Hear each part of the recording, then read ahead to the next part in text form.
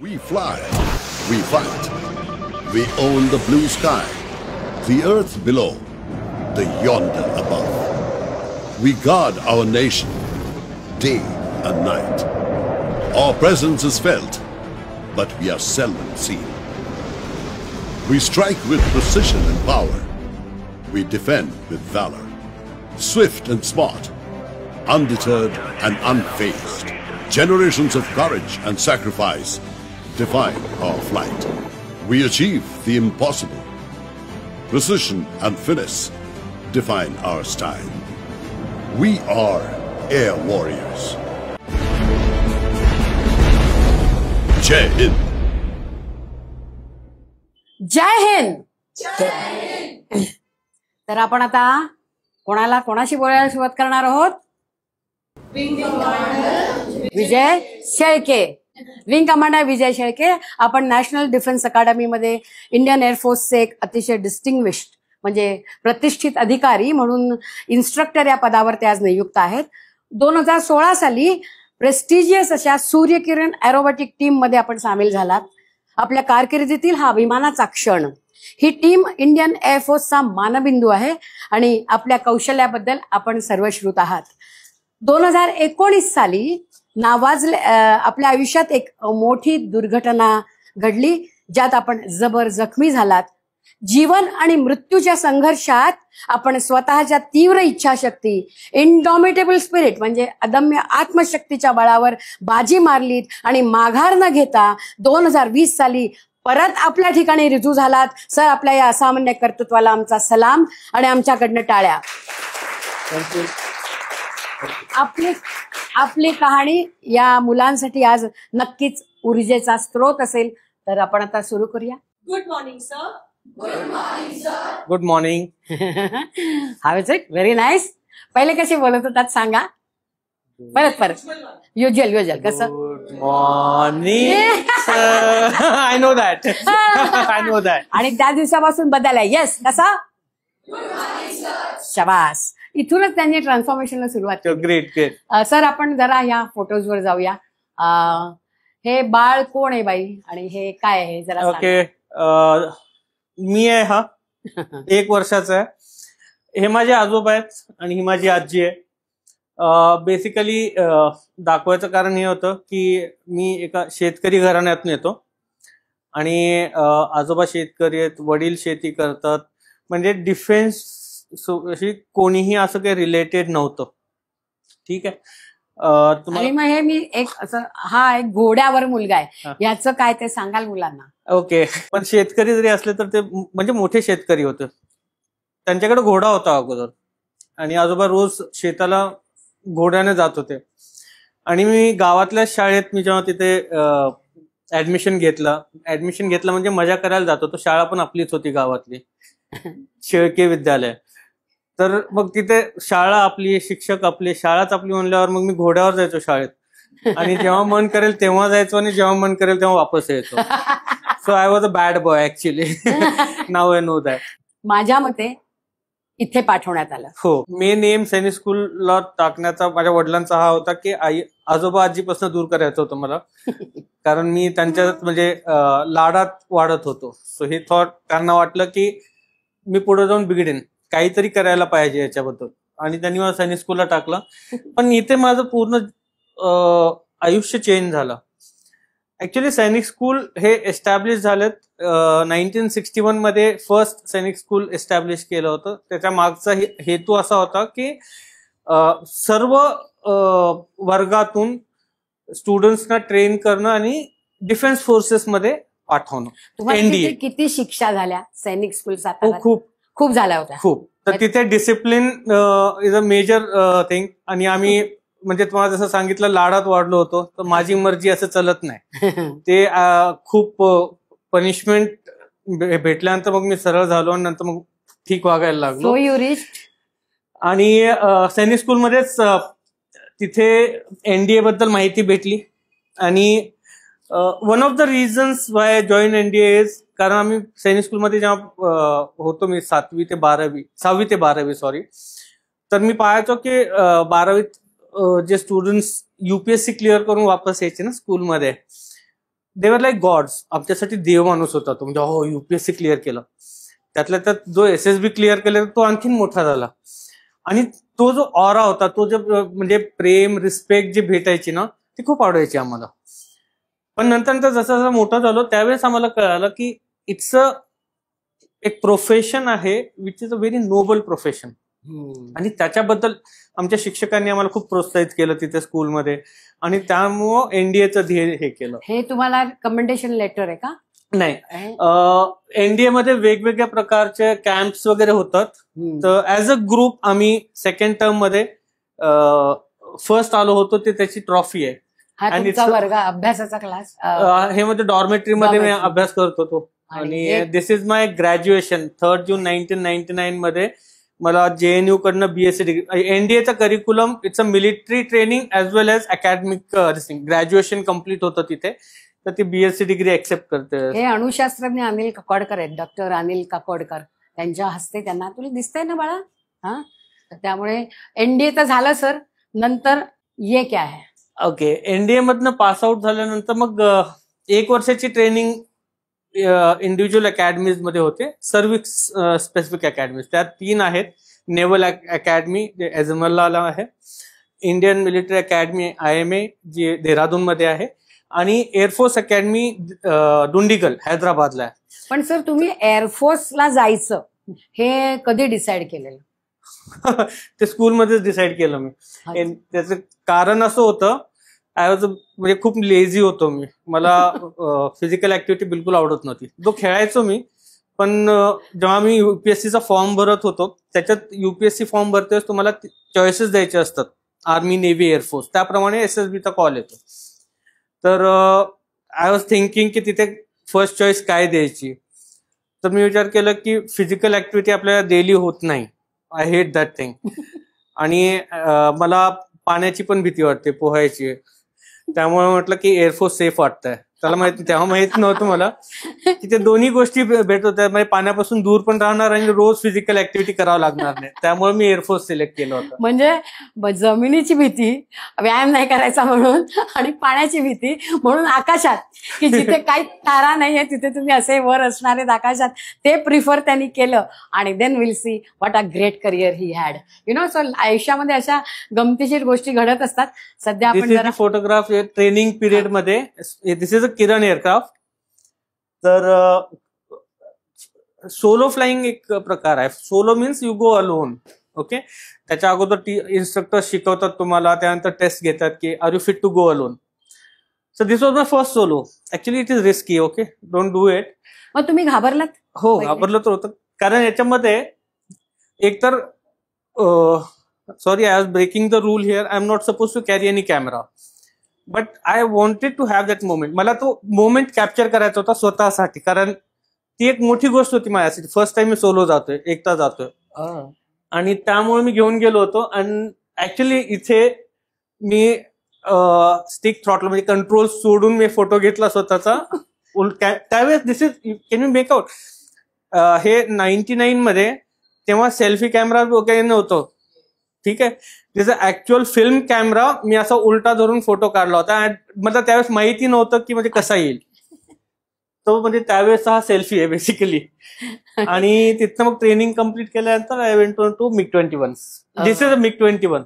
This is MiG-21. म्हणजे भीती वाटणं स्वाभाविक आहे, खूप खूप काही करायचं असेल तर. पण त्याच्यावर तुम्ही कॉन्कर करणं तुमचं ट्रेनिंग गरजेचं आहे. That is your training part I suppose. हो, नाही तर करणं अशक्य आहेत गोष्टी. सर हे कुठलं आहे? हे मिराज 2000 आहे. आता तुम्हाला एक सांगतो, कोणत्याही प्रोफेशन मध्ये ना आपण एक बकेट लिस्ट टाईप बनवतो ना. मला माझ्या जीवनात हे करायचं आहे. तर ज्या दिवशी मी कमिशन झालो एअरफोर्स मध्ये, मला काही गोष्टी करायच्या होत्या. म्हणजे त्या दिवशी मी फर्स्ट टाइम सूर्यकिरणचा डिस्प्ले पाहिला होता. तर तिथे फायटर्स मध्ये जाणं ही माझी इच्छा होती. Transport helicopter. तर मला भरपूर प्रेशर होतं घरून, कारण माझ्या घरून जॉईंट फॅमिली, मोठे काका, आई सगळे म्हणजे घाबरले होते. रिझन बिंग, तिथे लातूरलाच डॉक्टर शेंडगे म्हणून एक डॉक्टर होते, ते फॅमिली फ्रेंड. त्यांचा मुलगा पण सैनिक स्कूलला होता, प्रसाद शेंडगे. तो 12वीत होता, मी जेव्हा 6वीत होतो. And he join air force. And during his training त्यांचं क्रॅश झालं आणि तो त्यांचा एकुलता एक मुलगा होता. नाव ही जी स्टोरी त्यांच्या डोळ्यासमोर होती, त्यामुळे ती भीती होती. घरातल्या सगळ्यांचा विरोध होता, फायटर्स घेऊ नको, ग्राउंड ड्युटी घे, इट इज सेफर टाईप ना. माझ्या घरात माझे पप्पा म्हणजे तिघ भाऊ आहेत, पप्पा मधले आहेत, हे एकटेच होते जे मला सतत प्रोत्साहित करत होते की तुला जे करायचं कर, तुला फायटर्स घ्यायचं फायटर्स घे. आणि अगेन्स्ट एव्हरीबडीज विश, सगळ्यांच्या इच्छेच्या विरोधात जाऊन मी फायटर्स चूज केलं होतं. आणि पुढे गेले तर फायटर्स मध्ये मग फायटर म्हणजे बरोबर राईट. आणि फायटर्स मध्ये मग ते एक बकेट लिस्ट होती की मिराज 2000 उडवायचंय. So I could achieve that also. हे बिकॉज हे जे विमान आहे Su-30 तेव्हा नवीन इंटक झाले होते, सुखोय 30. फायटर्स मध्ये this was best aircraft and it had proven Kargil युद्धामध्ये, म्हणजे 99 मध्ये कारगिल युद्ध झालं त्यावेळेस मिराज 2000 खूप नाव ऐकलं होतं. करेक्ट. तर ती इच्छा असते की म्हणजे मला फरारी चालवायची आहे, जसं वाटतं ना की मला हार्ले डेव्हिडसन बाईक चालवायची, हे ज्या आपल्या इच्छा असतात, तसं फ्लाइंग मध्ये माझी ही इच्छा होती की मिराज 2000 उडवायचा. सर, तुम्हाला तुमच्या आजीने फक्त काय सांगितलं तेवढं सांगून आपण पुढे जाऊ. जेव्हा तुम्ही म्हणलं आता तुम्ही फ्लाय करणार, आजी असते म्हणजे कसं म्हणतो ना, हे साय म्हणतो ना दुधावरची, आजीने त्यांना काय सांगितलं ते जेव्हा म्हणाले मी फ्लाय करणार? अच्छा, ओके. आता फ्लाइंग मध्ये कसं असतं, तुम्हाला स्लो सायकल चालवता येते का? नाही ना, एकदम स्लो नाही करता येत, तुम्हाला थोडीशी स्पीड लागते है ना बॅलन्स मेंटेन करण्यासाठी. फ्लाइंग मध्ये जर तुम्हाला सेफ्टीसाठी जर कोणत्या दोन गोष्टी जर लागणार असतील तर ती स्पीड, जास्त स्पीड आणि जास्त हाईट. ह्या दोन्हीमुळे तुम्हाला वेळ भेटतो. काही जर खराब झालं तर वेळ भेटतो विचार करण्याचा, त्याला रेक्टिफाय करण्याचा आणि रिकव्हर होण्याचा. कमी हाईट किंवा कमी स्पीड मध्ये वेळ नाही भेटत. तर म्हणजे फ्लाइंग मध्ये आम्ही म्हणतो की हाईट अँड स्पीड ह्या दोन गोष्टी तुमच्या हातात असल्या पाहिजेत फॉर मोर सेफ्टी. आणि माझी आजी मला दरवेळेस म्हणायची, हळू चालवून खाली खाली राहा, जास्त वर जाऊ नको. तिला ती उंचीची भीती होती. सो हे आजी ही आजीच असते ना. आणि प्रत्येक घरातला मुलगा जेव्हा असा एअरफोर्समध्ये, नेव्हीमध्ये, इंडियन म्हणजे आर्म फोर्सेसमध्ये जातो, तेव्हा जस्ट रिमेंबर की घरच्यांची एक मानसिकता काय असते. त्याच्यासाठी मी तुम्हाला हे सांगितलं. No doubt they fight for us, they do everything for us, पण then our responsibility is also there to be good Indian citizens, right? हा तर sir it look so smart. हे काय आहे मागे? This is MiG-23. MiG-23. Okay. मी initial 6 वर्ष mainly Russian aircraft उडवले होते.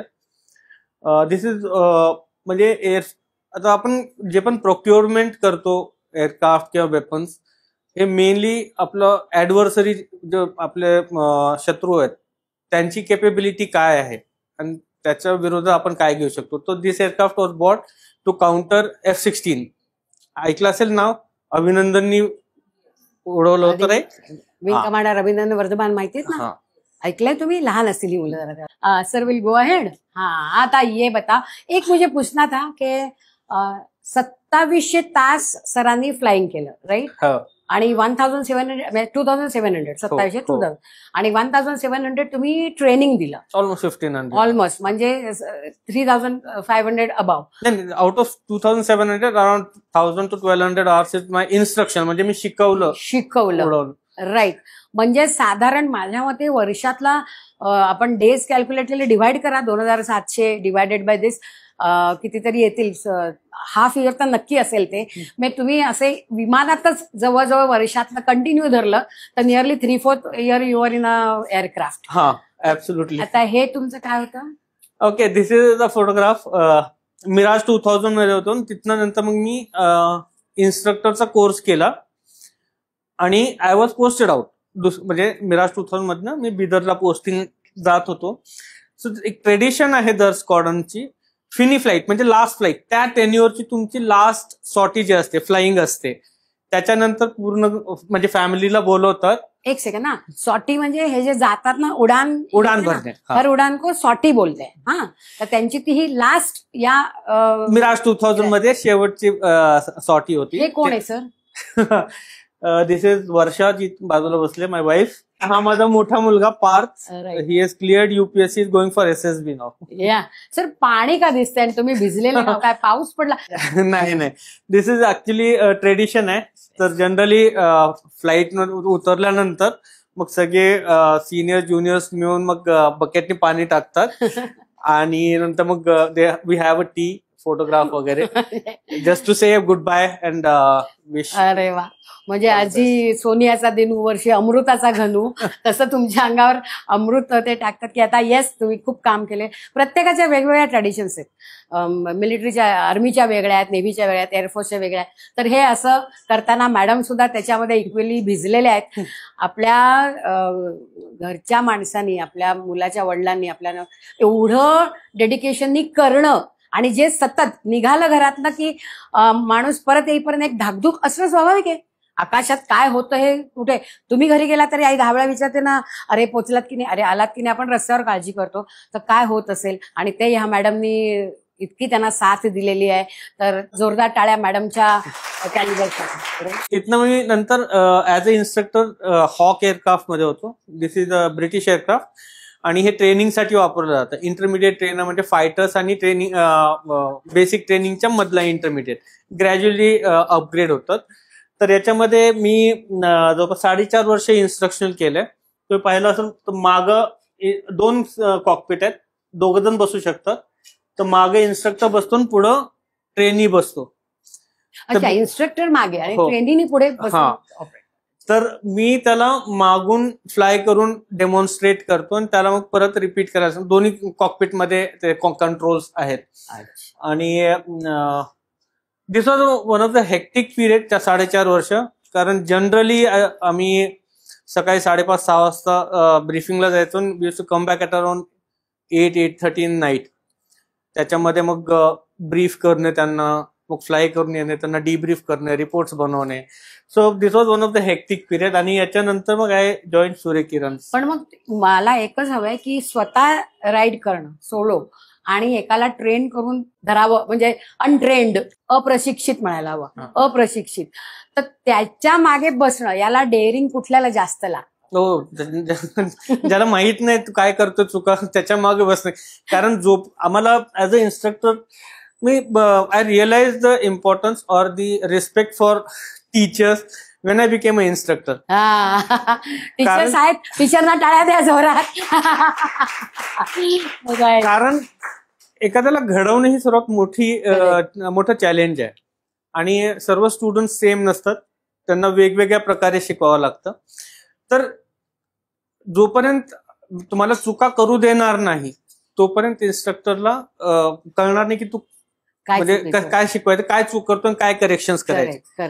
ऍज अ इन्स्ट्रक्टर आम्हाला मग सांगितलं जातं की त्यांना चुका करू द्या, कुठपर्यंत करू द्या. हे तिचं रिस्की प्रोफेशन, खूपच रिस्क आहे. तो कुठपर्यंत त्याला चूक करू द्यायची आणि कोणत्या वेळेस आपण ते कंट्रोल टेक ओव्हर करून सेव्ह करायचं, हे खूप फाईन लाईन आहे. थोडी जजमेंट मध्ये चूक झाली तर म्हणजे ऍक्सिडेंट होऊ शकतो. हे बघून एक काय फिलिंग आहे, just I want a feeling. मग आपण त्या जाऊच त्याच्यावर. ओके. आणि हे सगळे मला युनिफॉर्म मध्ये किती झिप्स तुम्हाला लावायला माणूस असतो का तुम्ही लावता या झिप्स? नाही, आमचं आम्ही लावतो. आता याच्यामध्ये असं आहे, this a display overall basically फ्लाइंगचे जो ड्रेस आहे.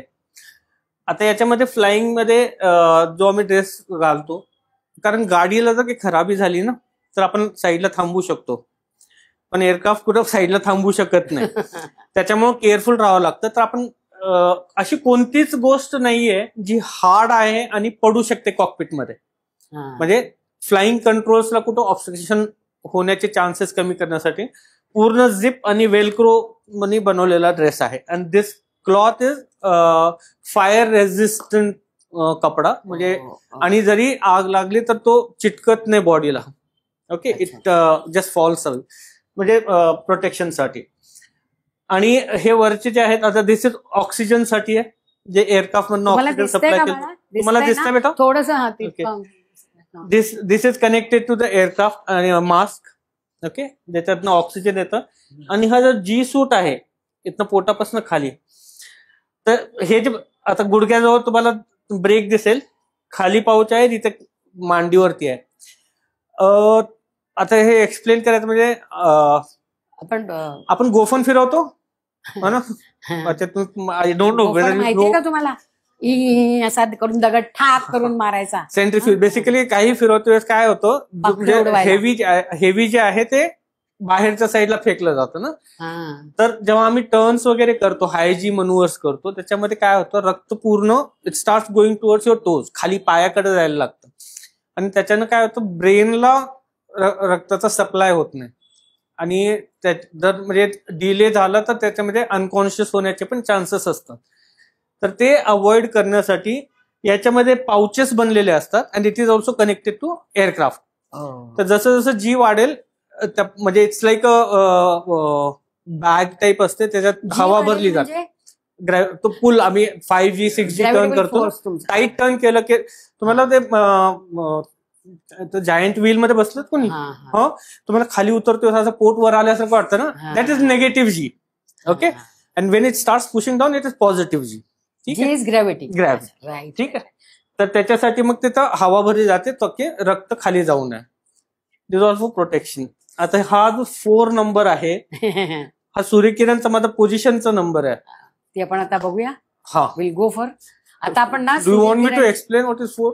Then they will realise. चालेल. Okay, this is 9 aircraft formation. ठीक आहे. ओके, माझ्या म्हणजे ड्रॉइंग ठीक नाहीये, जस्ट व्हिज्युअलाइज की हे एअरक्राफ्ट आहे. तर ही लीडरची पोझिशन आहे, पोझिशन 1. ठीक आहे. दिस is number 4 and this is number 7. Right side all even numbers आहेत. 2, 6, काय उरलं, 8. जोरात बोला. आणि राहिला आता सांग. लेफ्ट साइड ऑड नंबर्स आहेत, 3. Very nice. आता याच्यामध्ये कसं आहे, जेव्हा आम्ही या फॉर्मेशन्स मध्ये फ्लाय करतो ना, 2 एअरक्राफ्टच्या मध्ये distance is approximately 3 to 5 meters. Okay, it's very close. आणि ही जी पोझिशन आहे is the most tricky position. कारण माझ्या विमानाला काही झालं ना, तर मला कोणत्याच साईडला जागा नाहीये तिथनं निघण्यासाठी. I am surrounded by other planes. Right. That is why this is one of the most difficult position to fly. आणि अगेन बिकॉज त्याच्यामध्ये तेवढं ऍडव्हेंचर आणि चॅलेंज होतं, it's most prestigious position also to fly. आपण बघूया. आणि याच्यात 4 number सतत बघायचं बरं. एरो इंडियाच आहे. हा, असे तुम्ही निघता सर, इथे मानसिकता तयार झाली आहे तुमची. त्याच्या अगोदरच झाली आहे, ऑलरेडी झालेली आहे. Okay okay okay.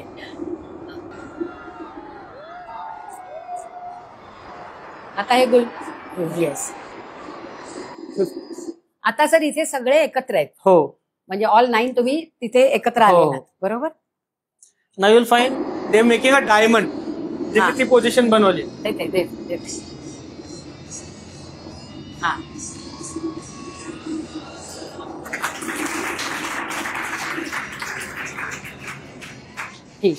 This is number 4. कळालं का?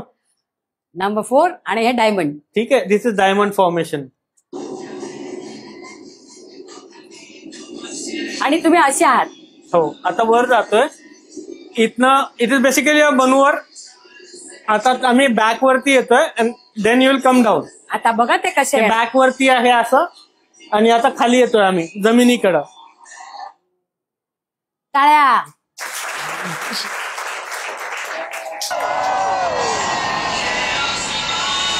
सर आमच्या मुलांना दाखवा. हो, नक्की नक्की.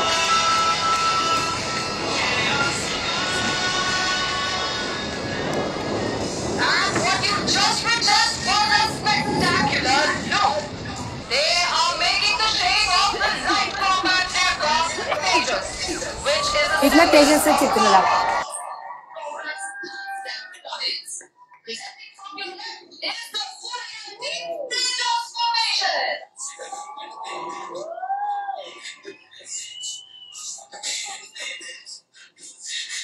आला. आला तेजसचा बरोबर. नाही पुढे अजून पुढे जाऊ मग ते जाईल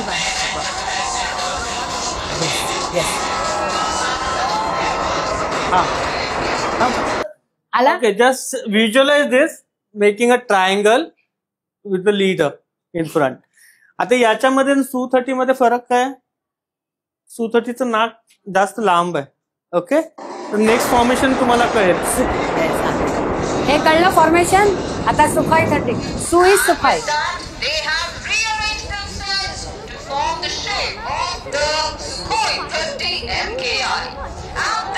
दिसायला लागल्या इथं बघा सुखाई 30.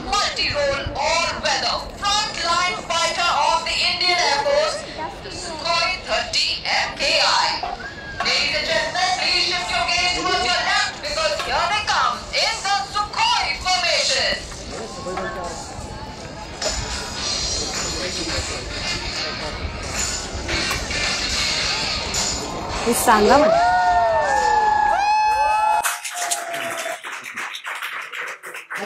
ओके, याच्यामध्ये डिफिकल्टी लेवल तुम्हाला फक्त सांगतो. आता ह्याच्यात जे फॉर्मेशन्स आम्ही मेंटेन करतो ना, लीडरला त्याच्याकडे आम्ही म्हणजे I look at each other. ठीक आहे, सगळ्यांना नाही पाहत आम्ही. ओके, फक्त लीडर हा आहे जो आसपास पाहतो आणि पोझिशन करून जिथे डायस आहे किंवा स्पेक्टेटर्स आहेत त्यांच्याप्रमाणे तो मनोवर करतो. बाकी आम्ही एकमेकाला बघून पोझिशन मेंटेन करतो. ठीक आहे, आता याच्यात डिफिकल्टी लेवल आहे की दिस इज फर्स्ट प्लेन, म्हणजे तो फक्त लीडरला पाहतोय. पण त्याच्या मागचा जो आहे तो सेकंड प्लेन वरती आहे. याच्यात डिफिकल्टी तुम्हाला समजणार नाही, पण हा जर म्हणजे लीडर थोडा हल्ला ना तर हा ऍडजस्ट करतो. याची रिॲक्शन त्याच्या नंतर येते. ठीक आहे, आणि त्याच्यामुळे त्याचे काय म्हणतात अँप्लिट्यूड म्हणजे मनोवरिंग म्हणजे खूप हार्श होते. सेकंड प्लेन नाव ऍक्च्युली हे सेकंड प्लेन म्हणजे हा थर्ड प्लेनला आहे, हा फोर्थ प्लेनला आहे. त्यामुळे जे म्हणजे it requires lot of finesse, lot of patience आणि प्रिसिजन. कारण स्मोक मध्ये ना थोडंसं हल्लं तर स्मोक असे वेव्ह बनतात, ते पण छान दिसत नाही. आता हे डिटॅच होतंय बघे. कुठलं झालं? हा, नंबर 7 निघाला तिथनं. 7 बाजूला झाला, बघितलं.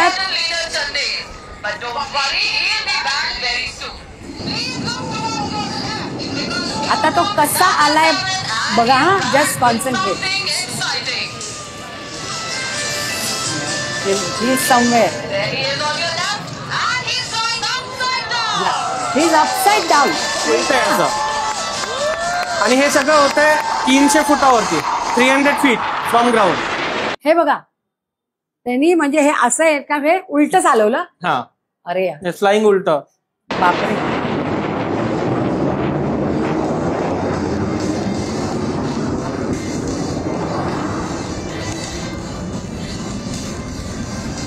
आणि आता सुलट. हा, आता सरळ झाला.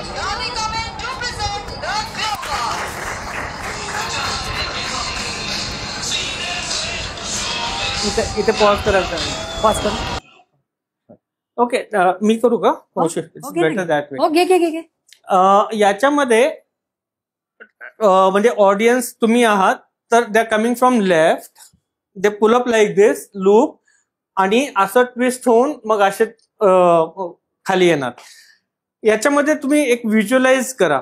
तुम्ही आता जर 2 सर्कल वेगवेगळ्या रेडियसचे बनवले ना, है ना, तर एकाच अँगलला पण रेडियस वेगळा असल्यामुळे तर ट्रॅव्हल डिस्टन्स चेंज होतो. काय आलं म्हणजे outer one is travelling larger distance, त्यामुळे स्पीड व्हेरिएशन्स येते. तर याच्यामध्ये जेव्हा आपण टर्न करतो ना तर हा जो बाहेरचा आहे हा म्हणजे ऍक्सेलरेटर द्यावं लागतं.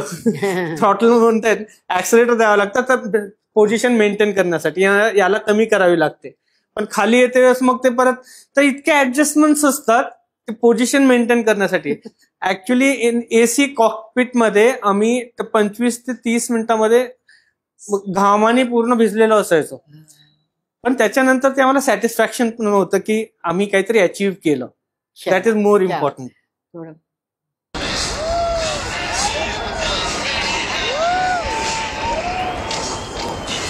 हे बघा आता टर्न करतात, ट्विस्ट होत आहेत.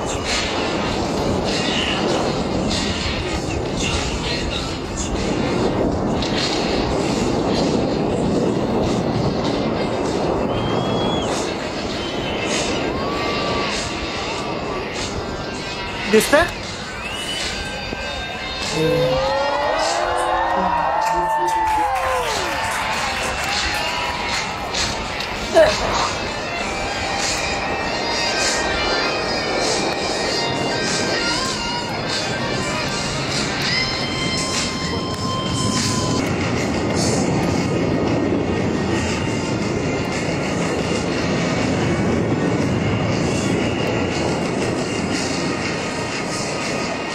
Okay, this is a bomb burst manoeuvre.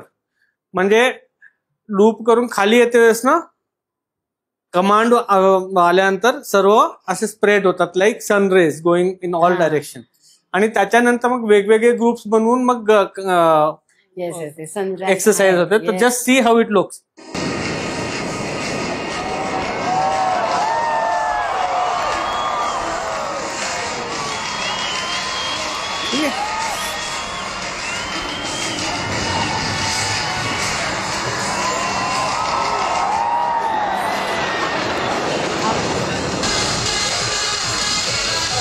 आता दोन विमानं दोन साईडने येत आहेत, म्हणजे 4 आहेत. ठीक आहे, दे क्रॉस इच अदर.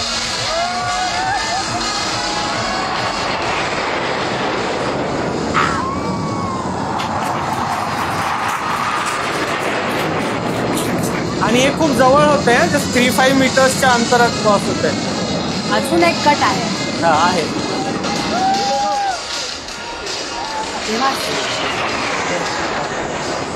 हे बघ,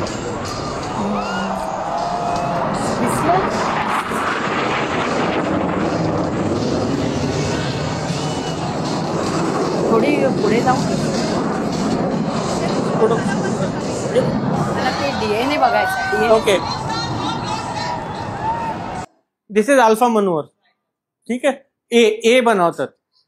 आता ए मधली लाईन दिसत नाहीये ना, यू विल फाइंड इट. आता हा वरती आहे, हे दोन, त्याच्या खाली एक स्टेप, त्याच्या खाली आणखीन वाईड सेकंड स्टेप. ठीक आहे, आणि हे जवळपास एक 200 फुटावरती असेल जमिनीपासून. मधली लाईन मिसिंग आहे ना.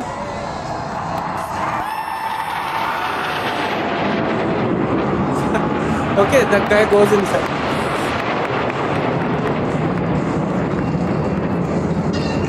Okay, this is DNA manoeuvre. ठीक आहे, ते बघा, जस्ट सी. दिसतंय? हे बघ, 3 aircraft are flying with smoke आणि 2 एअरक्राफ्ट त्यांच्या मागं ऑपोजिट सर्कल मध्ये त्यांच्या अराउंड फिरतायत.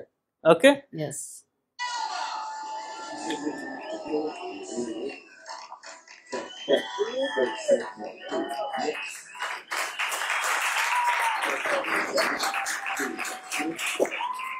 आणि हे दोघेही एकमेकांना ते फिरत फिरत बघतायत क्रॅश होऊ नये म्हणून.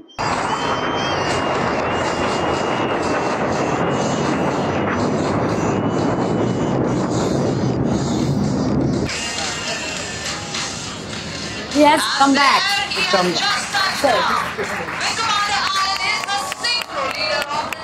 आता सर फेब्रुवारी 19 काय झालं? फेब्रुवारी 19 मध्ये during one of the displace माझा ऍक्सिडेंट झाला होता. 2 एअरक्राफ्ट मिड एअर कोलाइड झाले, त्यात मी पण एक होतो.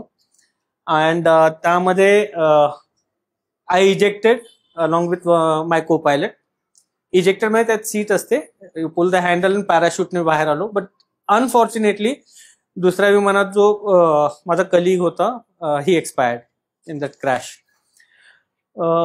That was shocking in the sense, basically तोपर्यंत मला कशाची भीती नव्हती. ओके, बिकॉज मला असं वाटायचं की मी हे करू शकतो तर मी काहीही करू शकतो. It was not complacency, but it was maybe confidence असा होता की मला काही होणार नाही. आणि तो जो झटका लागला, मला थोडीशी इंजुरी झाली होती. मला डाव्या डोळ्यांमध्ये थोडीशी नाही, त्यांची इंजुरी मी सांगू का? कारण ते सांगत नाही. ते 1.5 वर्ष ते बेडवर होते, if I am not wrong. डोळ्यामध्ये ते आता तुम्ही इमॅजिन कर 4 नंबर वगैरे बघितलं ना कुठे, तिथून जर माणूस खाली पडला तर शरीराचं काय शिल्लक राहिलं असेल? हाडं आहेत काय? लोखंड नाहीये? मग ती सगळी बऱ्यापैकी त्यांना फ्रॅक्चर झालेलं, डोळ्यामध्ये सगळं गेलेलं, एक तर एवढा जबर मानसिक तणाव आणि शरीर बिलकुल आपण जो उभं राहून सगळं करतो ते नसता, ते हॉरिझॉन्टल बेडवर 1.5-2 वर्ष राहिल्यानंतर एखाद्या माणसानी त्यांचा ऍक्सिडेंट होणं ही ओके, ऍक्सिडेंट होतात, त्याला काही पर्याय नसतो, तिथे नाही मला थांबायचं. त्यांना तिथलं ते जे त्यांच्या मनात आलेलं होतं ते नाही. ऍक्सिडेंट नंतर त्यांनी ही कुठे रिटायर्ड काढला, मी माझा uniform and now I stay with my child with my wife असं म्हणू शकतो माणूस. त्यांनी नाही केलं. त्यांनी काय केलं? अगेन ते जसे स्वतःच्या पायावर उभे राहिले. He join back to Indian Air Force and now he is a wing commander. And not only wing commander, but he is an instructor in NDA. याच्यापेक्षा मोठं 3Cs 4Ds का कॉम्बिनेशन एंड दिमाग में डालना है, जो अनादर डी मैंने बोला था.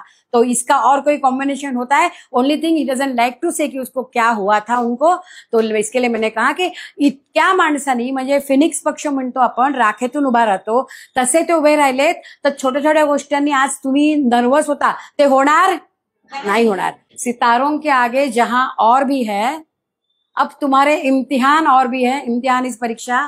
तू शाहीन है, शाहीन मतलब ससाणा, आणि परवाज म्हणजे झेप घेणं. तू शाहीन है, परवाज है नाकाम तेरा, तेरे सामने आसमां और भी है. We wish you all the best sir, we wish you all the best. Thank you. Okay students, पूर्ण याच्या मागचं म्हणजे सांगण्याचा उद्देश हा होता की व्हॉट एव्हर युअर बॅकग्राऊंड, तुमचं आई वडील काय करतात, फॅमिली स्टेटस काय, पैसा आहे नाही, तुम्ही कोणत्याही याच्यातनं बॅकग्राऊंड मधनं येऊ शकता आणि you can make your on world. तुम्ही आपलं विश्व तयार करू शकता. पण त्याच्यासाठी एम काय आहे? हॅव अ एम आणि फोकस युअर एनर्जी. ठीक, लहान आहात तुम्ही, पण जेवढा लवकर तुम्हाला ते एम भेटेल, तुम्हाला काय अचीव्ह करायचंय, तेवढ्या लवकर तुम्ही स्वतःला प्रिपेअर करू शकाल. हे मला माझ्या नशिबानं सैनिक स्कूलमध्ये लवकर भेटलं. ओके, त्यामुळे तुम्हाला जे काही करायचंय ते तुम्ही ठरवून त्याच्याप्रमाणे वाटचाल चालू करा. So what we say,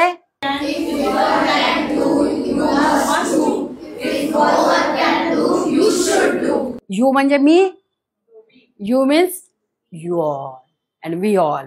understood? So यापुढे तुम्ही तुमच्या आयुष्याला एक वेगळा विचार करणार. हे आपलं फर्स्ट सेशन आहे. अशी आपल्याकडे 16 स्टॉलवर्ड्स येणार आहेत. सो तुम्हाला आज खूप आनंद झाला?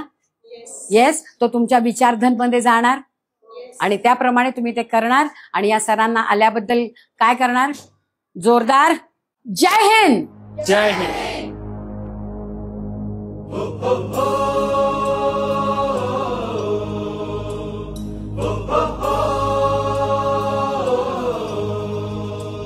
मेरा देश मेरी पहचान, मेरा देश मेरी पहचान. जान हमारी हिंदुस्तान, शान हमारी हिंदुस्तान, इस वतन पर हम कुर्बान. मेरा देश मेरी पहचान.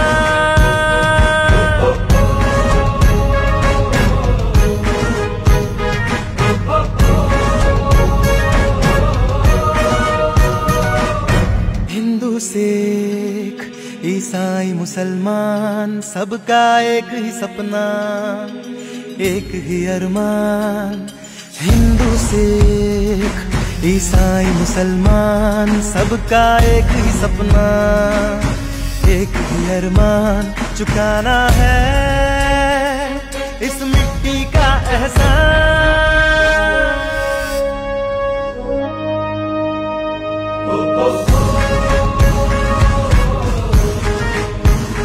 You are the strength of this country और इसके लिए मेरा देश